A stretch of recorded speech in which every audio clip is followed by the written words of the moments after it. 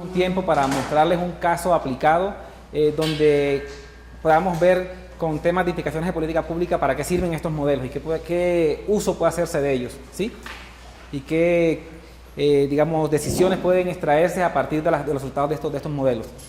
Quiero comenzar un poco como mostrando un poco el contexto regional de lo que tiene que ver con el tema de las emisiones de gases de efecto invernadero en América Latina y el Caribe, mostrar un poco también cómo está el contexto urbano en el tema de emisiones de gases de efecto invernadero, mostrar la importancia del tema del sector transporte y energía dentro de las emisiones regionales y qué opciones podrían plantearse para enfrentar el cambio climático a partir de este sector.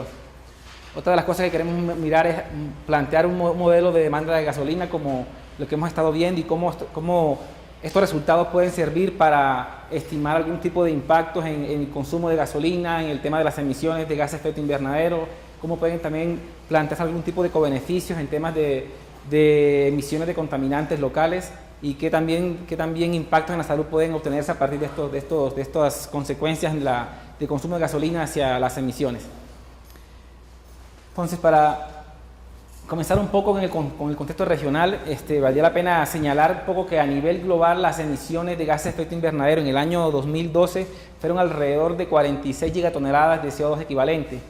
Y cuando uno compara las emisiones sectoriales de lo que ocurre con el promedio global, con lo que ocurre en América Latina, uno lo que se encuentra es que hay una gran diferencia en el aporte que hace el sector energía, mientras a nivel global la energía en todo el mundo aporta 72% de las emisiones de gases de efecto invernadero, en América Latina este sector aporta alrededor del 40%. No obstante, vemos que en el caso de América Latina hay un aporte importante y es diferente a lo que ocurre con el promedio global con el sector de cambio de uso de suelo, donde las emisiones de América Latina son el 31% en este sector versus 6% de lo que aporta este sector a nivel de emisiones de gases de efecto invernadero a nivel global. Entonces vemos que la estructura de las emisiones de América Latina están concentradas más que todo en energía y cambio de uso de suelo. En el caso de la energía, las emisiones son alrededor del 40%, como les decía, pero cuando miramos la dinámica de estas emisiones, comparando las emisiones del año 90 versus las del año 2012, uno encuentra que las emisiones de energía han venido aumentando considerablemente, contrario a lo que ha venido ocurriendo con las emisiones de cambio de uso de suelo y silvicultura, ¿sí?, que han venido disminuyendo en este lapso de periodo de tiempo. Entonces, en este contexto, uno lo que podría identificar es que en el sector de energía hay un nicho importante para tratar de identificar estrategias o políticas públicas que permitan reducir las emisiones de gases de efecto invernadero. Ahora, pero en América Latina también ha venido ocurriendo un fenómeno en las últimas décadas y es el acelerado crecimiento urbano. Uno ve que las cifras lo que muestran es que mientras en el año 1950 alrededor del 40% de la población vivía en el sector urbano, en el año 2012 casi el 80% de la población vive en ciudades. Eso tiene una importancia muy relevante en el tema de cambio climático y lo vamos a ver a continuación con algunas cifras. Este acelerado crecimiento urbano en América Latina ha venido de la mano con varios hechos. Algunos tienen que ver con el crecimiento económico o el dinamismo que le aporta la economía a estas mismas ciudades. Pero esto ha venido también de la mano con algunos impactos positivos en la parte social, como reducción de la pobreza, de la desigualdad, pero también con unos impactos negativos en la parte de medio ambiente. Esto ha generado también una presión importante sobre el consumo de servicios públicos básicos como el agua, la energía y también sobre las mayores disposición de residuos sólidos en los sitios de disposición final. Entonces, el contexto urbano es importante por esto, porque representa en el contexto de la parte ambiental y también en la parte de cambio climático. Un estudio reciente del año 2011 del PNUMA nos muestra o señala que las ciudades acaparan actualmente alrededor del 75% del consumo energético y son responsables además del este mismo porcentaje de emisiones de carbono. Entonces, las ciudades también son, digamos, un sector donde deberíamos focalizarnos para identificar de qué manera podríamos en este sector urbano encontrar medidas o estrategias para reducir las emisiones. De la misma manera, entonces vemos que en América Latina hay una gran población que está expuesta a los niveles de contaminación, porque no solamente el contexto urbano es importante por las emisiones de gases de efecto invernadero o contaminantes globales, sino también porque son un sector donde también recibe muchas emisiones de contaminantes locales. Contaminantes locales me refiero a las emisiones de PM10, de PM2.5, de ozono, otros contaminantes que tienen impactos también en la salud. Entonces hay una gran población expuesta a estos niveles altos de contaminación que sobrepasan los niveles que son permitidos o digamos, recomendados por la OMS. Estos efectos son bastante drásticos en algunas ciudades, como vamos a ver a continuación, y creo que a pesar de que han habido grandes esfuerzos en muchas ciudades en cuanto a tener programas de descontaminación, a tener programas que permiten también o que van orientados a reducir los niveles de emisiones, todavía falta mucho por avanzar. Falta mucho todavía por reducir ciertos niveles que todavía sobrepasan los niveles permitidos o recomendados por las autoridades ambientales. A ver, entonces, les decía que ha habido en la región un acelerado crecimiento urbano. Eso se ve también reflejado en varias variables. Una de las primeras que quiero mostrarles tiene que ver con la relación que existe entre el PIB per cápita y la tasa de motorización. Entonces, por ejemplo, aquí lo que se ve es que los países de América Latina están concentrados en esta parte inferior de la tabla. Vemos que estamos alrededor de un PIB per cápita de entre 10 o entre 8 y 12 mil dólares de 2011, y vemos que hay una tasa de motorización de alrededor de 250, en algunos casos, de vehículos por cada 1000 habitantes. Pero lo que uno resalta en esta gráfica es que hay una relación positiva entre el crecimiento del PIB per cápita y el crecimiento de la tasa de motorización. Y además, cuando uno ve, acá están agrupados los países desarrollados. Además, lo que uno puede identificar en esta gráfica también es que si los países de América Latina están aspirando a crecer todavía mucho más, esto va a venir de la mano también con un crecimiento de la tasa de motorización o del número de vehículos en las ciudades circulando. Y si además pensamos o aspiramos a imitar los estilos de desarrollo de los países desarrollados, entonces con mayor razón vamos a tratar de subir los niveles de motorización en nuestras ciudades o en nuestros países. Y esto tiene consecuencias ambientales negativas. Estos datos son a nivel de país, y cuando uno revisa los mismos datos a nivel de ciudades de América Latina, uno encuentra tasas de motorización que en algunos casos sobrepasan los 300 vehículos por cada 1000 habitantes, en ciudades como Buenos Aires o Guadalajara, y hay algunos también que sobrepasan los niveles de 250 vehículos por cada 1000 habitantes. Entonces creo que en el sector transporte hay un nicho importante, hay unas opciones importantes de política pública para tratar de reducir las emisiones y buscar como estrategias que permitan avanzar hacia estilos de desarrollo más sostenibles. Vemos también en esta gráfica, por ejemplo, la diferencia entre el uso del transporte colectivo en ciudades seleccionadas de América Latina y el promedio de algunos países de Europa.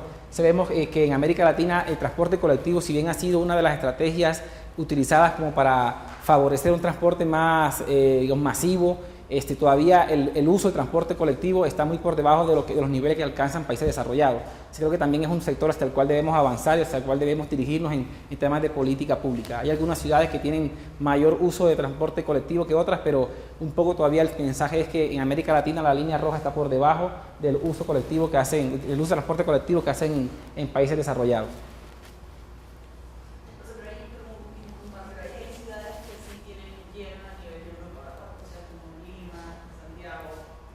La comparación sería, ¿perdón?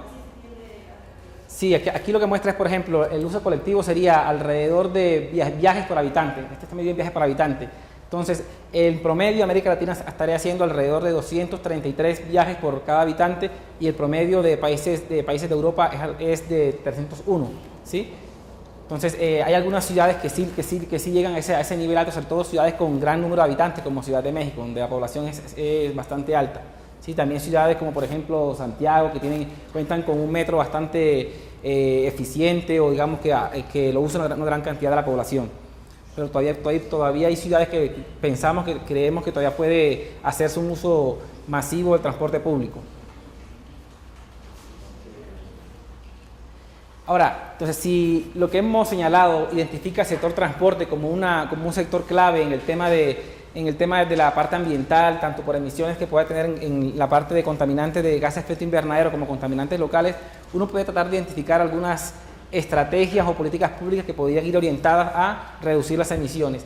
Y uno puede entonces hablar de 3 tipos de estrategias que tienen que ver con la gestión del transporte, unas que tienen que ver con las relativas a los combustibles y otras que podrían estar asociadas a relativas a los vehículos. Entonces, ayer en las clases y los modelos que estimábamos, veíamos que Horacio Catalán nos mostraba algunas variables adicionales que le estábamos agregando a los modelos. Muchas de ellas tienen que ver con las diferentes alternativas que tenemos de política pública para tratar enfocar el problema de consumo de gasolina en el contexto regional. O sea, por ejemplo, el tema de gestión del transporte, uno podría hablar lo que les mencionaba anteriormente, políticas públicas que estuvieran orientadas a hacer un mayor uso de los corredores de transporte público de pasajeros o los BRT que se han empezado a usar masivamente en ciudades de América Latina. Entonces, esto, lo que se llama aquí en Bogotá el Transmilenio, lo que se llama en Santiago el Transantiago, lo que en México es el Metrobús, son sistemas que han venido utilizándose de manera importante para tratar de transportar mayor número de pasajeros a menor tiempo y de manera más eficiente. Otra parte tiene que ver con la gestión del transporte, es lo que se conoce como las avenidas exclusivas para autos compartidos. En algunos países, más que todo desarrollados, se han tratado de implementar estrategias para desestimular el uso del vehículo particular y dándole una preferencia a las avenidas exclusivas cuando el auto es compartido por más de 2 o 3 personas.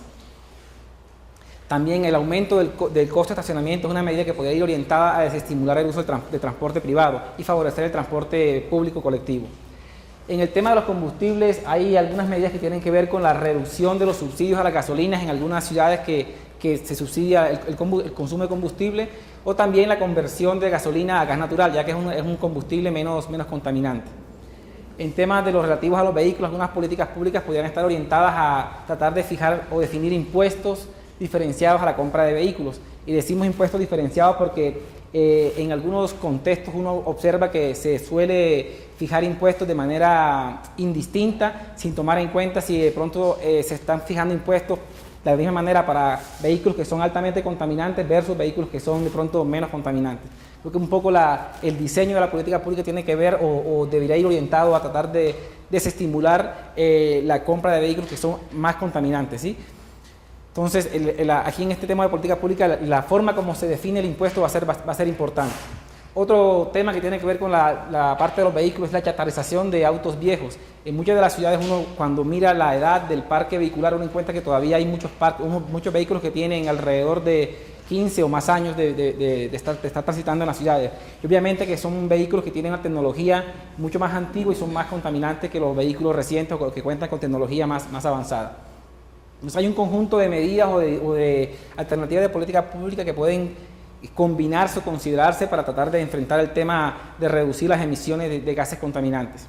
Ahora, también en el contexto internacional se ha hablado recientemente o en los últimos años el tema del uso que puede darse de la política fiscal para tratar de reducir el tema del consumo de actividades contaminantes como lo es la gasolina o el consumo de energía. Y algunas opciones de política fiscal van desde la introducción de impuestos ambientales o impuestos verdes, ya sea a las gasolinas o a los vehículos, como también la reestructuración de impuestos ya existentes, que es lo que se conoce en la literatura como reforma fiscal ambiental, que es tratar de reestructurar unos impuestos que se definen para actividades que son benéficas para la economía, tratar de reducirlos ahí, como por ejemplo los impuestos a las nóminas o los parafiscales que se conocen en Colombia, y más bien tratar de fijar impuestos a actividades que son contaminantes, como por ejemplo lo que mencionaba de las gasolinas o de la energía o los autos. Esto puede venir también acompañado de una reducción de subsidios dañinos. Vemos que en algunos países, si bien se habla de que importa el tema de la política ambiental y de que debemos tratar de reducir el consumo de actividades contaminantes, vemos también que en algunos casos se subsidia actividades que son altamente contaminantes, como por ejemplo algunos pesticidas, algunos químicos que se utilizan en la actividad agrícola o en algunos casos incluso el mismo consumo de gasolina. Entonces, ahí desde la política fiscal también un conjunto de opciones que se pueden utilizar para tratar de enfrentar el tema de actividades que son altamente contaminantes y reducir el uso de algunos bienes dañinos. Ahora, si nos enfocamos al tema de la gasolina, como veíamos, seguimos esta línea de ideas de que el sector transporte es altamente contaminante y queremos intentar de reducir su consumo, podemos llegar también a plantear un modelo de demanda de gasolinas. ¿Alguna pregunta, me decía? Un comentario sobre la slide anterior. Sí, señor. Hay una cuestión de política pública que en México estamos empezando a trabajar, que no está plasmada ahí, y que es como que una necesidad común en todos los países de Latinoamérica, es lo que en inglés se llama enforcement, o sea, el cumplimiento de la legalidad. Hay muchas normas que se han hecho, muchos nuevos en estos países, programas de restricciones vehiculares, programas de verificaciones vehiculares que no se cumplen. Entonces, Sí, Sí, el tema de la... O transversal a todo esto. Sí, exactamente. Digamos que el tema es importante tanto desde la definición del instrumento que se va a utilizar para tratar de atacar el problema ambiental, como hasta el mismo diseño, sobre qué actividad se fija, cómo se define cuál va a ser la base gravable, cómo se define quiénes van a ser los que van a terminar contribuyendo a esta reducción de emisiones y cómo se coordina o se controla de que de verdad se cumplan las normas. Y ahorita vamos a ver cómo en el modelo que quiero presentar, cómo ahí planteamos 3 posibles escenarios que van un poco también orientados a lo que plantea el compañero acá de México, que es el cumplimiento de ciertas normas. Entonces, continuando, decía que podemos plantear un modelo de demanda de gasolina para tratar de ver cómo puede variar el consumo de gasolina dependiendo de lo que pueda ocurrir con el ingreso, el precio también de la gasolina y otras variables más que vamos a incorporar. Este es un modelo de demanda de gasolina que se planteó y se estimó con datos de una de las ciudades más grandes de América Latina, volviendo con el tema del contexto urbano que estábamos planteando en esta presentación. Este modelo de demanda de gasolina se planteó como un modelo doble logarítmico, donde, como comentaba Horacio en sus clases, al ser planteado con variables en logaritmo nos da la facilidad de que los resultados o los coeficientes que encontramos como el beta 1 y el beta 2 pueden ser interpretados como elasticidades. En este caso planteamos un modelo donde miramos el consumo de gasolina en función del ingreso, el precio y otro conjunto de variables están agrupados en el vector XT. Como les decía, el beta 1 va a ser interpretado como elasticidad de ingreso, va a ser obviamente mayor que 0, va a ser positivo, y el beta 2 como elasticidad de precio de la demanda de gasolina y va a ser un valor negativo. El modelo se planteó entonces adicionando, además del ingreso y del precio, 2 variables que tienen que ver con la venta de autos y el rendimiento de los combustibles. Fueron 2 variables que se incorporaron por considerar que en esta ciudad el crecimiento del parque vehicular o el número de autos que entraba año a año a esta ciudad era bastante importante y podía estar afectando el mayor consumo de gasolinas. Y también el tema del rendimiento, pensándolo como una norma que se estaba pensando incorporar en esta ciudad, podría explicar también la variación del consumo de gasolina. Se hicieron las pruebas de raíz unitaria sobre las variables que estaban incluidas en el modelo. Se determinó que eran serie I1, entonces podrían presentarse como un modelo de cointegración.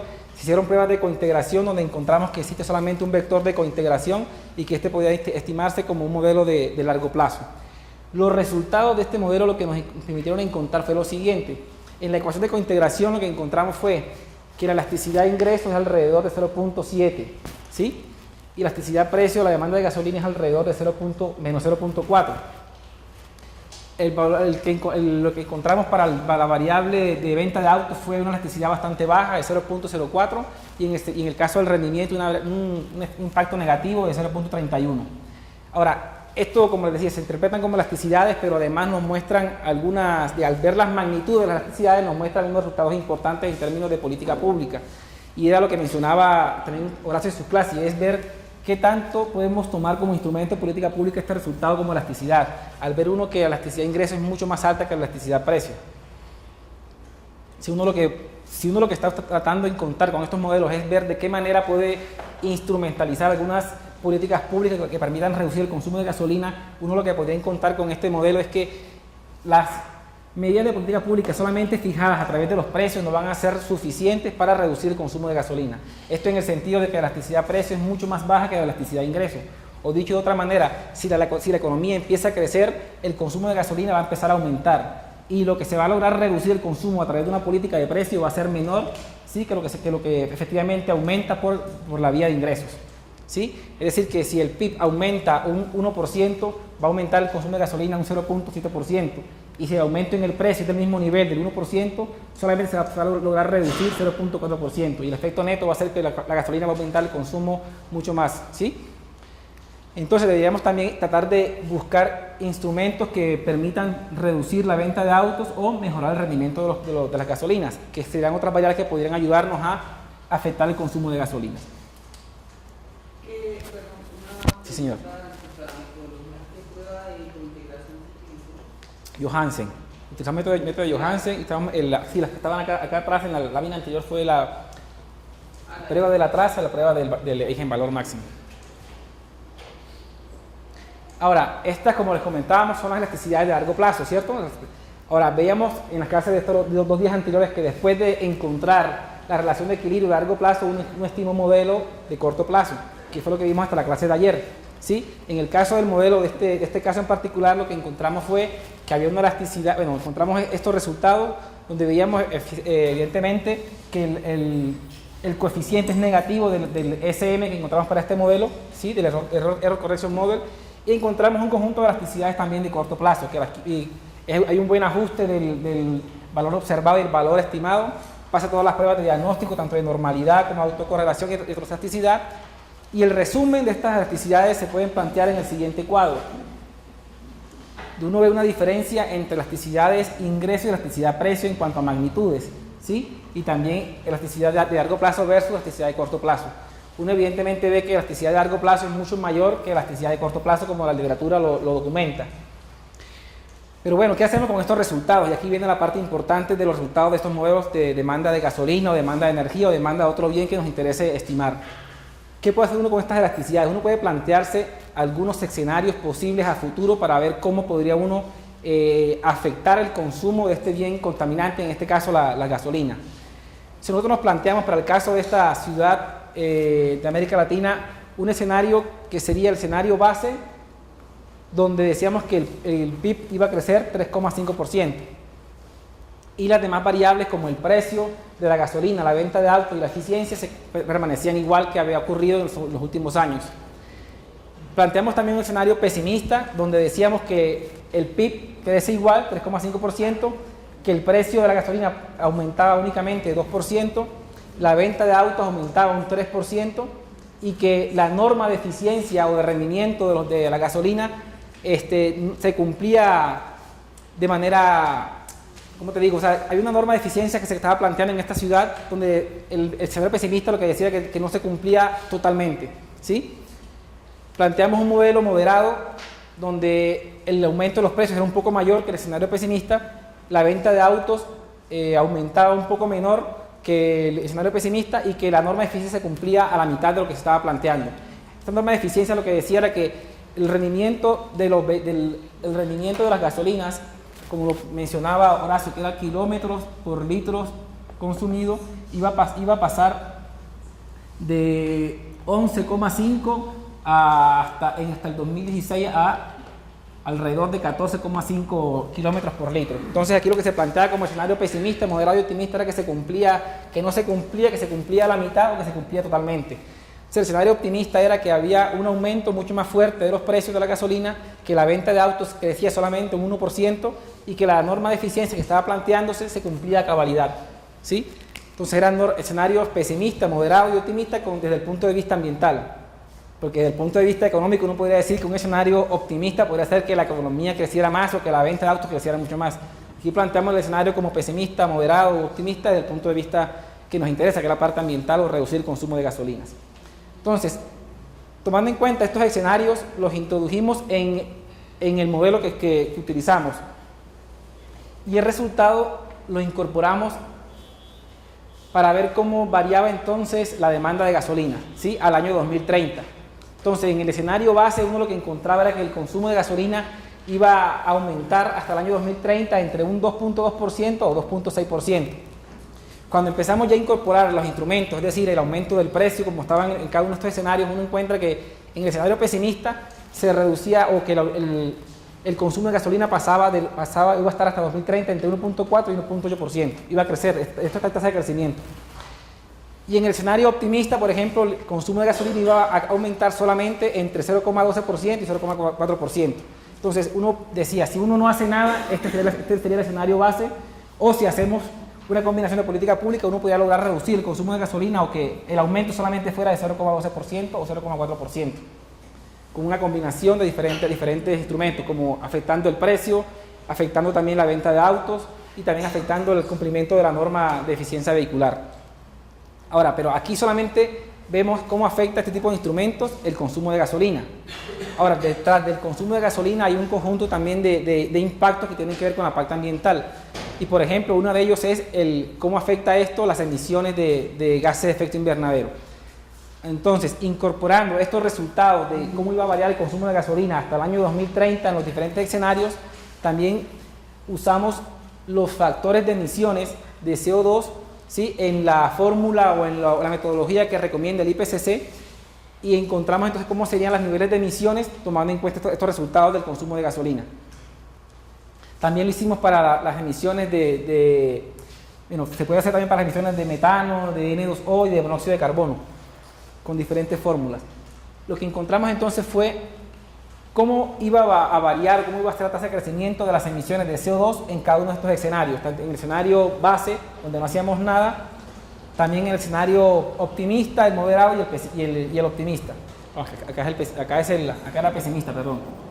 Entonces, cuando incorporamos la trayectoria del consumo de gasolina en cada uno de estos escenarios y tomamos en cuenta factores de emisiones de las gasolinas, miramos cómo varía entonces también las emisiones de CO2 en esta ciudad. Y lo que se arrojó el modelo fue entonces que en el escenario base, donde no se hacía nada, ni en precios, ni en venta de autos, ni en la parte de eficiencia vehicular, las toneladas de CO2 equivalente, o la tasa de crecimiento de CO2 equivalente de emisiones iba a crecer entre 2.4% o 2.8 millones de toneladas de CO2, más o menos equivalía a eso. Versus lo que ocurría si hacíamos todas las políticas públicas. Entonces, el escenario optimista lo que nos llevaba a decir era que la tasa de crecimiento de las emisiones iba a ser 0,2%. Es decir, si hacíamos todas las medidas que considerábamos se cumplían a cabalidad, en vez de crecer las emisiones 2.4, iban a crecer solamente 0.2. Íbamos a pasar de tener 28.1 millones de toneladas de CO2 a tener 17 millones de toneladas de CO2 equivalente, si se cumplían el escenario optimista. En el caso del dióxido de nitrógeno, se pasaría de que las toneladas de dióxido de nitrógeno crecían de 2.4 a 0.28. Nuevamente, un poco la idea de esto es ver cómo a través de los resultados de estos modelos, y si los incorporamos con la parte ambiental, vemos cómo podemos conocer cómo variarían las emisiones en ciertos sectores. En este caso estábamos considerando la parte del transporte y la parte del consumo de combustibles. Y esto me parece importante porque en estos momentos los países de América Latina están planteándose cuál sería su meta a reducir las emisiones de CO2 equivalente y tienen un plazo hasta el 31 de octubre de presentar su meta a través de las INDC. Y cosas como esta les pueden permitir conocer antes de plantear esa meta cuál sería lo que podrían ellos lograr reducir con ciertos instrumentos y no plantearse una meta sin conocer antes cuáles serían las estrategias de política pública que ayudarían a conseguir la meta. ¿Hasta acá alguna pregunta sobre esto? Perfecto. De la diapositiva anterior, hace referencia a un factor de carbono oxidado. ¿Dónde se puede conocer ese factor y qué significa exactamente? Esta fórmula viene, el IPCC tiene en su página unas tablas donde están todas las fórmulas de uno. Lo que tiene que hacer únicamente es como incluir la información relevante de la actividad que hace que haya mayores emisiones de CO2 en este caso.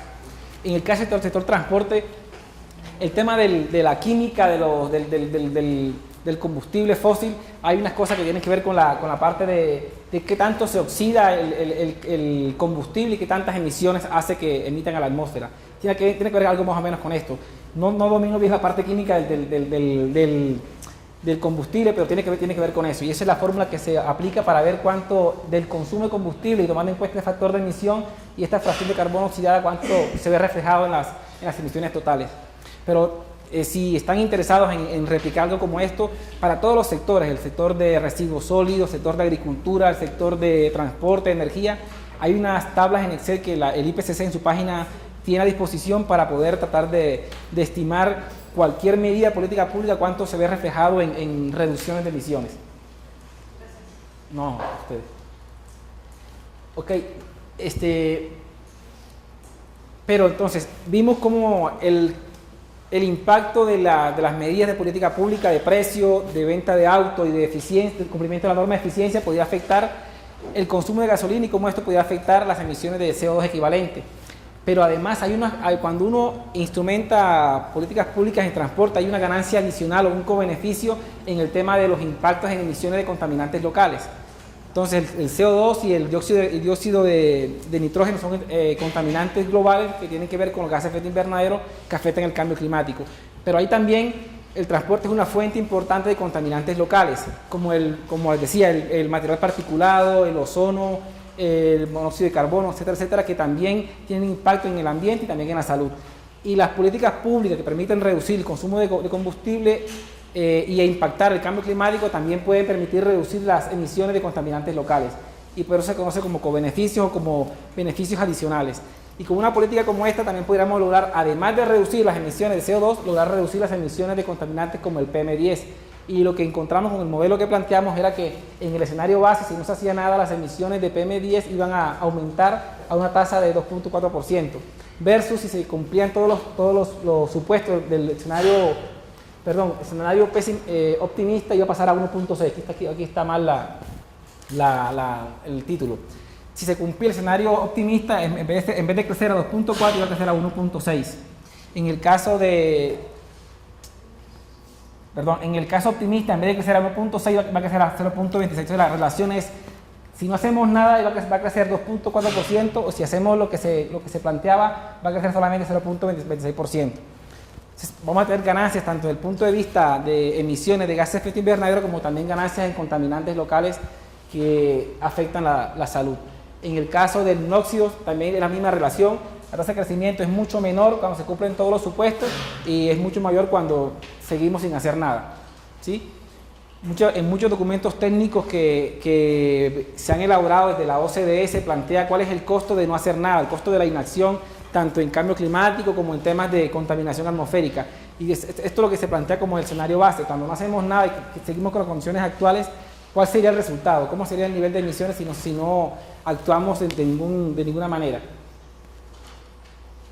Lo mismo sucede con contaminantes que son como el compuesto orgánico volátil, otros contaminantes como los estos son importantes porque estos dos últimos, los NOxes y los compuestos orgánicos volátiles, son los precursores del ozono, que es otro de los contaminantes que más se incumplen en América Latina, como lo vamos a ver a continuación.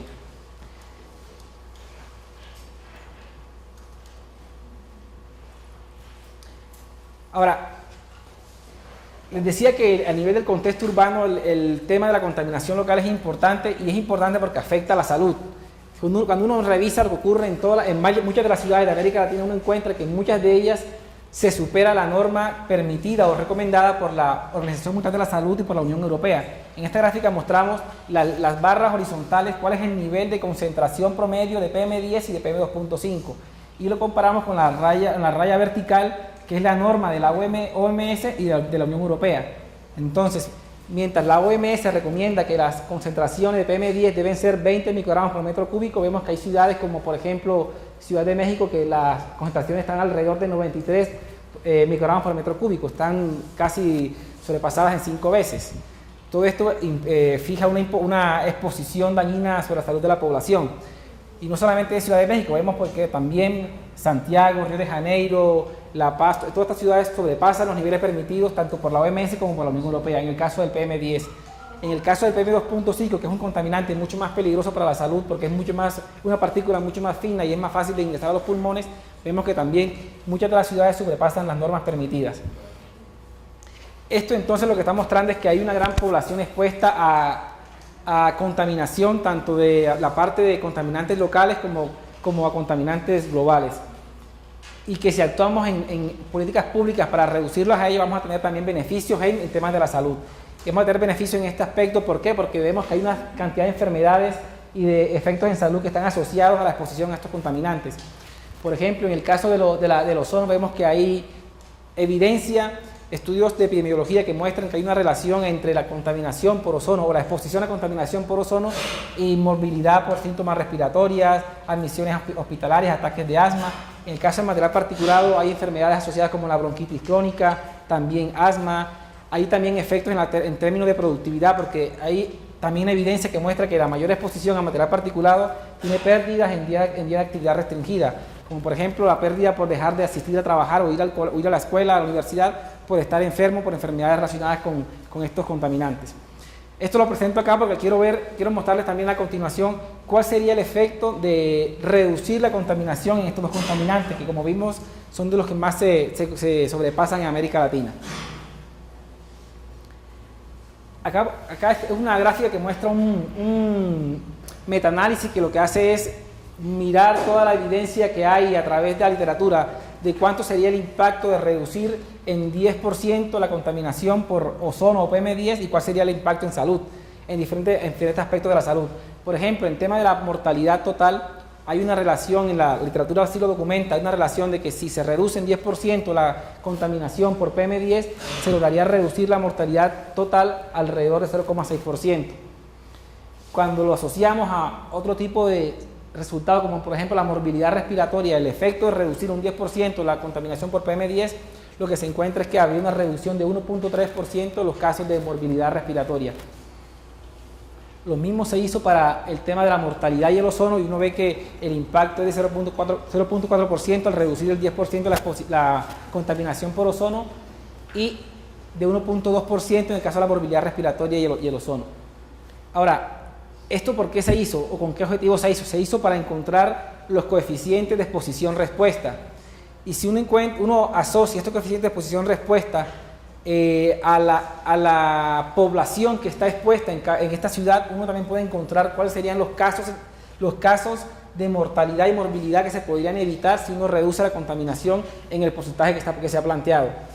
Y en este ejercicio que se hizo para esta ciudad, uno, al incorporar el resultado de la reducción del consumo de gasolina y el resultado de la reducción de la contaminación por PM10, uno incorporó también la cantidad de personas expuestas a la contaminación, y uno ve entonces que si se logra reducir la contaminación por PM10, empezarían a bajar también los episodios de mortalidad total en 16.600 casos en todo el periodo que es 2012 al 2020. En el caso de la mortalidad respiratoria también serían un caso importante de reducción de casos de mortalidad respiratoria en todo el periodo de 26.590 casos, por reducir la contaminación por PM10 en un 10%. En el caso de los ozonos son datos menores, pero igualmente importantes. Entonces uno ve que nuevamente toda la cadena de uso que puede hacerse de los modelos de demanda, en este caso de gasolina, y pueden llegar a estimarse incluso los impactos en salud y la cantidad de casos que se podrían evitar, tanto de mortalidad como de morbilidad respiratoria asociada a estos contaminantes. Ahora, estos datos incluso se pueden utilizar para otro tipo de cálculos. Acá también está para PM10 y otro tipo de resultados, como serían las admisiones en hospitalarias respiratorias, las admisiones hospitalarias por enfermedad cardiovascular, las visitas a salas de urgencia por causas respiratorias, la mortalidad por bronquitis crónica. Todas esas enfermedades que les mostré en el cuadro anterior, que están asociadas a la contaminación por PM10 y ozono, se pueden incorporar estos resultados para ver cómo variarían esos casos en un periodo de tiempo. Así lo hicimos, y los resultados entonces tanto para ozono como para PM10 fueron los siguientes: que los casos evitados en el caso de ozono, sumando los dos resultados, serían para el caso de ozono y PM10, se reducirían o se evitarían las admisiones hospitalarias por causas respiratorias de 70.628 casos, que es un número bastante importante cuando uno mira lo que cuesta admitir a un paciente en un hospital, o lo que cuesta admitir a un paciente en un hospital por causa de una enfermedad cardiovascular, o lo que cuesta también el atender una enfermedad de bronquitis crónica.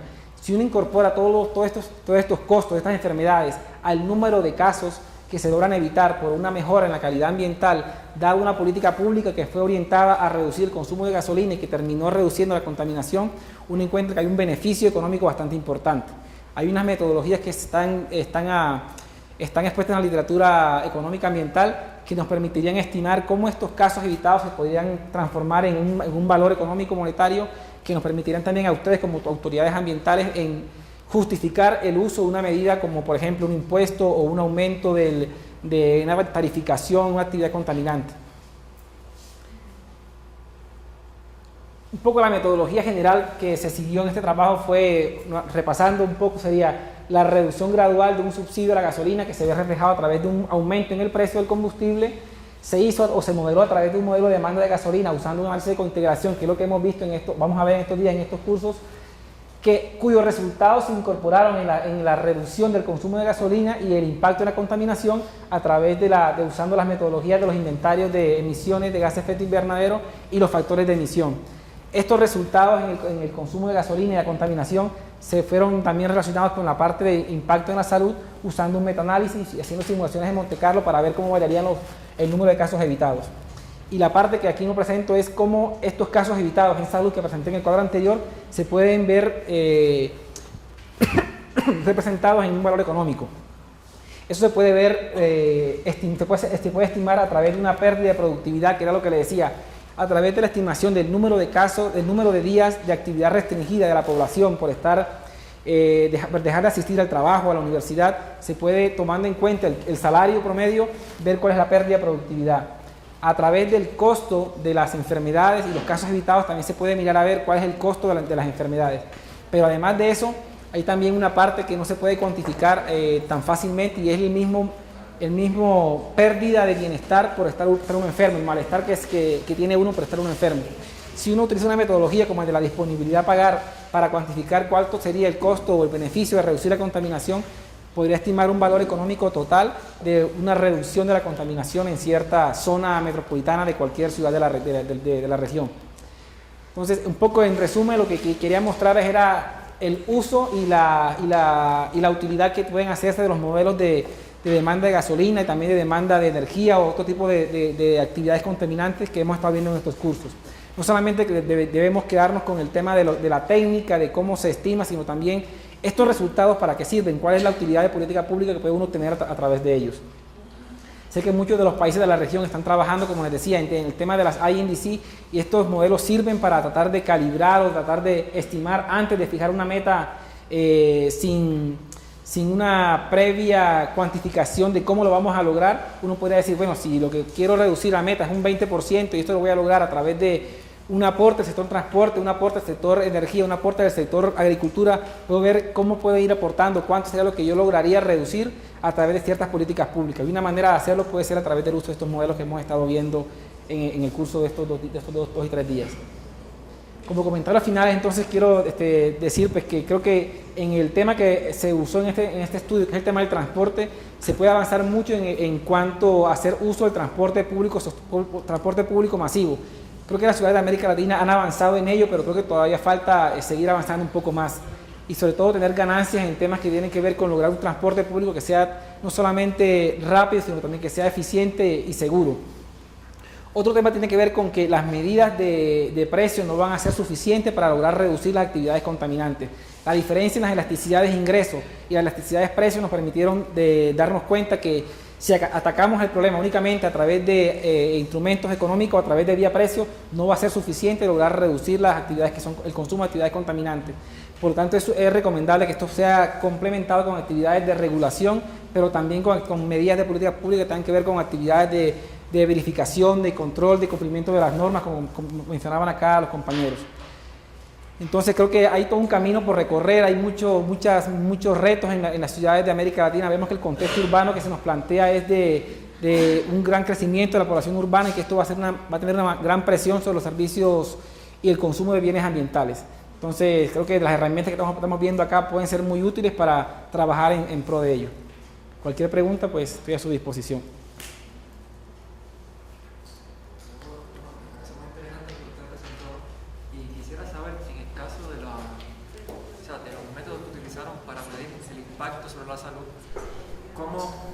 ¿Qué tratamiento le dieron a las variables, por ejemplo, desde el punto de vista del efecto retardado que tiene ese impacto sobre la salud una vez que se produce la contaminación, ¿no? O sea, por lo general, esos son efectos que no son inmediatos, que son a largo plazo. Y entonces quizás a la hora de trabajar un modelo haya que definir variables retardadas, ¿no? ¿Cómo lo hicieron, no? Muy buena tu pregunta, y eso también me lleva a la utilidad de los modelos que está explicando Horacio en las clases.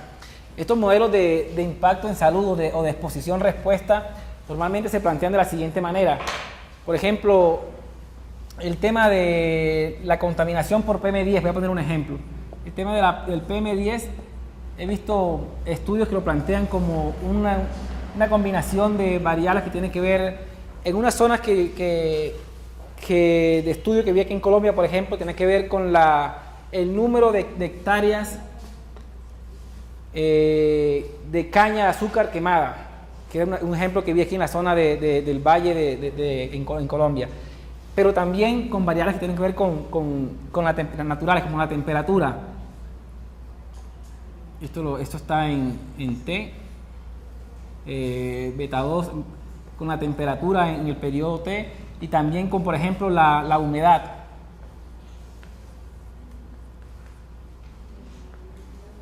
Y como tú muy bien lo mencionabas, estas variables no solamente, esto no tiene solamente un efecto en el mismo periodo, sino que también es necesario incorporar variables retardadas. Y modelos que yo he visto que han tratado de estimar el efecto de estas variables sobre la contaminación, se suele incorporar estas variables de temperatura, de humedad sí, sobre todo estas variables en periodos retardados. Ahora, en el tema del impacto en la salud ocurre algo T-1. Y lo mismo ocurre con el tema, por ejemplo, de la humedad.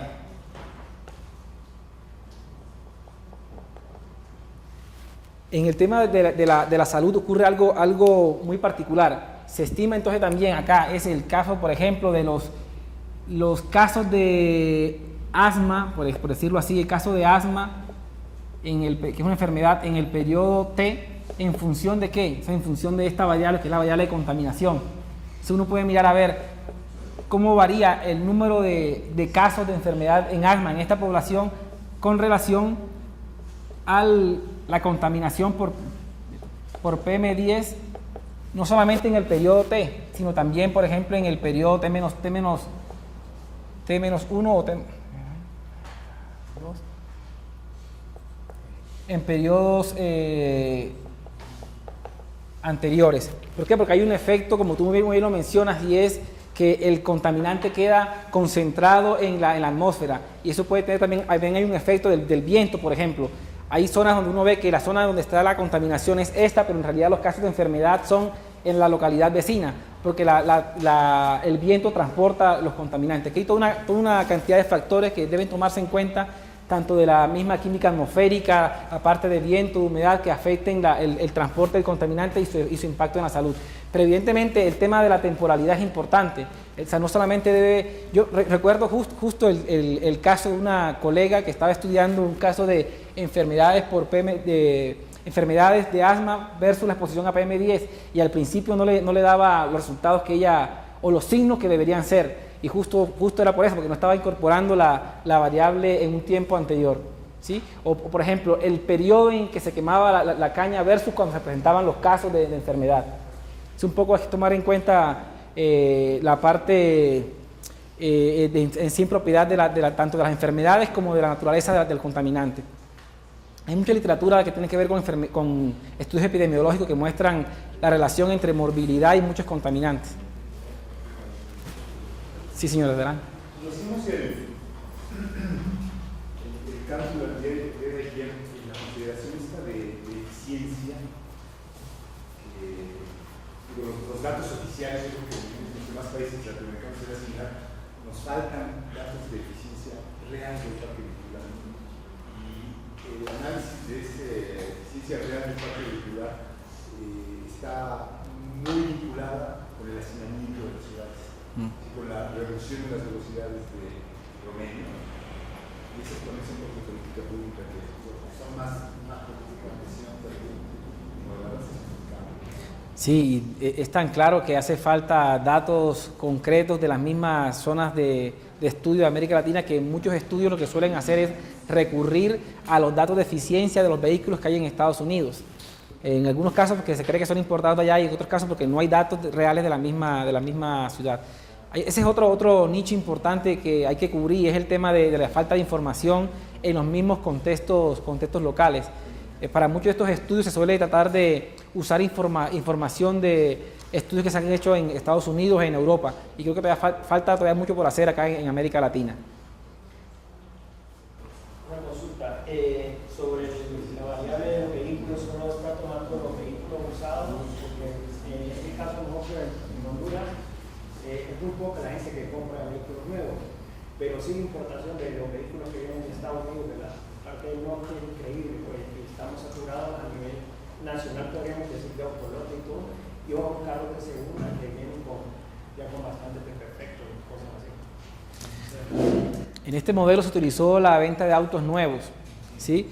Sin embargo, lo que tú planteas es totalmente relevante. Creo que el hecho de incorporar a la flota vehicular autos que ya vienen con una vida útil, no sé de cuántos años, pero obviamente no son la tecnología más conveniente, va a hacer que las emisiones de contaminantes sean más altas y que el consumo de gasolina también sea mayor. Por ejemplo, en Honduras se aprobó una una ley que vehículos importados podrían ser solo de 10 años para atrás.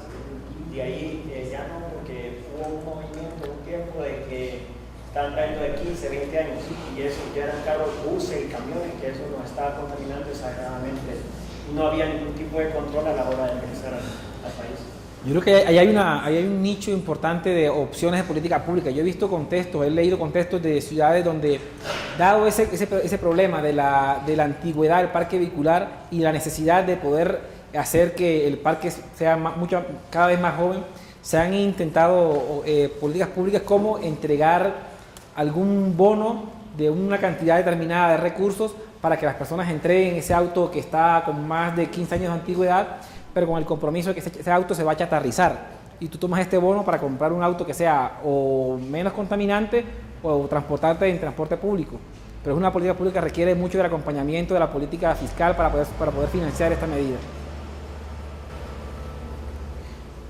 ¿Alguna pregunta adicional? No, el tema del parque automotor en América Latina yo creo que es un problema. En todos los países. En Paraguay también es un tema. Tenemos importación directa de Alemania, Estados Unidos y Japón. Y vienen vehículos usados ahora se está permitiendo hasta 8 años. Vienen con un uso. Eso hace de que sí o sí Esa es una de lo que les comentaba, o sea, la combinación de medidas de regulación como estas o de medidas de instrumentos económicos. En realidad, este problema de contaminación es tan complejo que requiere de una combinación de medidas para poder lograr un objetivo importante. Pues. Solamente una medida no va a ser suficiente para conseguir una reducción importante de contaminantes. ¿Alguna pregunta final? Yo ya para terminar, entonces solo quería dejarlo con una frase que ¿Cómo acceder nosotros a esos materiales? ¿A esta presentación? Sí.